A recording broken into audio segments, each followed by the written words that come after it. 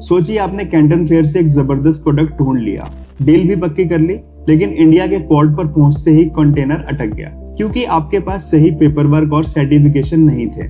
यही गलती हर साल हजारों नए इंपोर्टर्स करते हैं और यहीं से शुरू होती है असली सीख। इंपोर्ट सिर्फ खरीदने का खेल नहीं है, बल्कि रेगुलेशंस को समझने का भी खेल है। चाइना से इंडिया इंपोर्ट करना इजी लगता है, पर ग्राउंड रियलिटी ये है कि कस्टम्स क्लियरेंस और सर्टिफिकेशन प्रोसेस टफेस्ट स्टेप होता है। अगर आपको पहले से रूल समझ आ गए तो आप प्रोडक्ट इजीली इंडिया ला सकते हो, वरना शिपमेंट अटक सकता है, डीमर्ज चार्ज लग सकते हैं और कभी कभी माल वापस भी भेजना पड़ सकता है। तो आज की इस वीडियो में हम सर्टिफिकेट रिक्वायरमेंट के बारे में समझेंगे। So welcome and welcome back to business XP. अगर आप इस चैनल पर नए आए हैं तो सबसे पहले इस चैनल को सब्सक्राइब जरूर कर दें ताकि बिजनेस, चाइना और कैंटन फेयर से रिलेटेड इंफॉर्मेशन सबसे पहले आपको मिल जाए। तो फर्स्ट स्टेप है बेसिक इंपोर्ट प्रोसेस समझिए। IEC code, import export code. Without IEC आप इंपोर्ट कर ही नहीं सकते।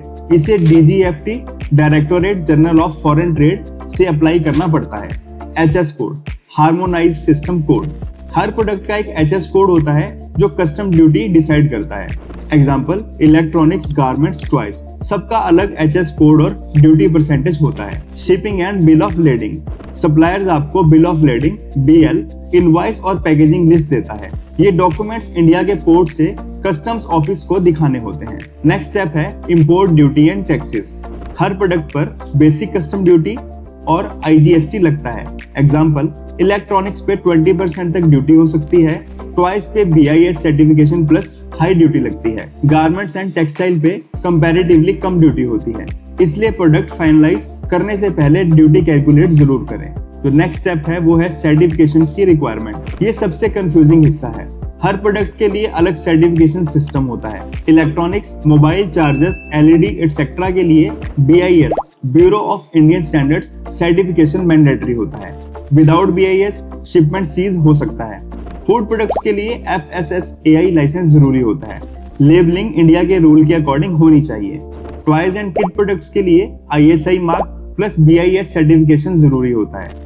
कॉस्मेटिक्स एंड पर्सनल केयर के लिए CDSCO, central drug standard control organisation से अप्रूवल होना चाहिए। अब बात करते हैं मशीनरी और हैवी इक्विपमेंट्स की। इनमें कभी कभी टेस्ट रिपोर्ट और CE सर्टिफिकेशन मांगा जाता है।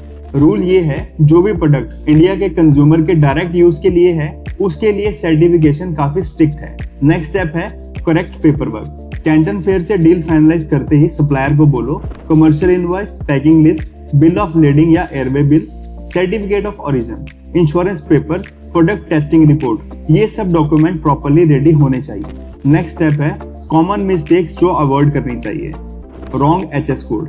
बहुत सारे इंपोर्टर्स गलत HS कोड यूज कर देते हैं ताकि ड्यूटी कम लगे, लेकिन अगर कस्टम पकड़ ले तो फिर ज्यादा पेनल्टी लगती है। नेक्स्ट जो गलती करते हैं वो है सर्टिफिकेशन इग्नोर करना। अक्सर लोग सोचते हैं कि सप्लायर मैनेज कर लेगा, लेकिन इंडिया के कस्टम सिर्फ वैलिड इंडियन सर्टिफिकेशन एक्सेप्ट करते हैं। नेक्स्ट मिस्टेक है चीप फ्रेट फॉरवर्डर।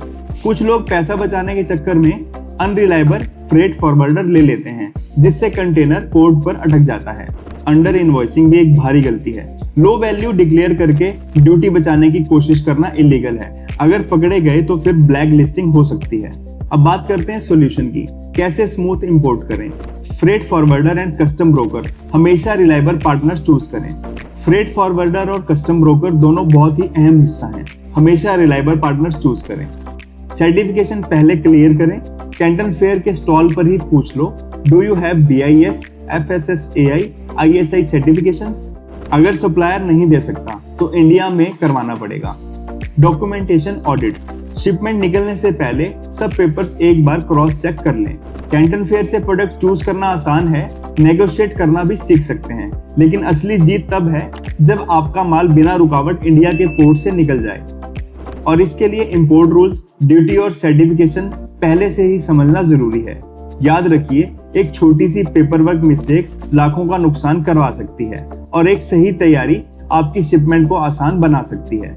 तो इसी तरह की चाइना मार्केट और कैंटन फेयर से रिलेटेड वीडियोस के लिए हमारे चैनल बिजनेस एक्सपी को जरूर सब्सक्राइब करें और हमें इंस्टा पर भी फॉलो करें।